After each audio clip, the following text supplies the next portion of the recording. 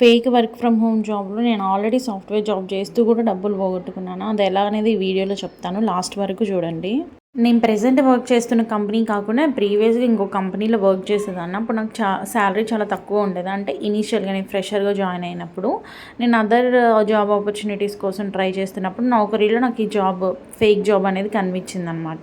నౌకరీలోనే కాబట్టి నేను పెద్దగా డౌట్ పడలేదు. హెచ్ఆర్ టీమ్ వాళ్ళు రీచ్ ఔట్ అయ్యారు. నీకు జాబ్ వచ్చిందని చెప్పారు. ఫ్లెక్సిబుల్ టైమింగ్స్‌లో వర్క్ చేయొచ్చు అని చెప్పారు.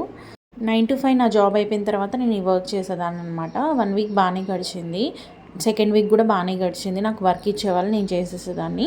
వీక్‌కి సంబంధించిన వర్క్ అయితే నేను కంప్లీట్ చేయలేకపోయాననమాట. నేను అనుకున్నాను ఏముందిలే నెక్స్ట్ డే కంప్లీట్ చేయొచ్చు కదా అని అనుకున్నాను. లేదు, నెక్స్ట్ డే నాకు హెచ్ఆర్ టీమ్ నుంచి కాల్ వచ్చింది. We're proceeding according to the agreement. మీరు అగ్రిమెంట్ మీద సైన్ చేశారు కదా, దాని ప్రకారం మేము ప్రొసీడ్ అవుతాము. మీరు వర్క్ కంప్లీట్ చేయలేదు కాబట్టి అన్నారు. అప్పుడు నేను అగ్రిమెంట్‌లో కూడా ఏం మెన్షన్ చేశారనేది నేను అప్పుడు రియలైజ్ అయ్యాను. అసలు అగ్రిమెంట్‌లో ఏముందనేది నెక్స్ట్ వీడియోలో చెప్తాను.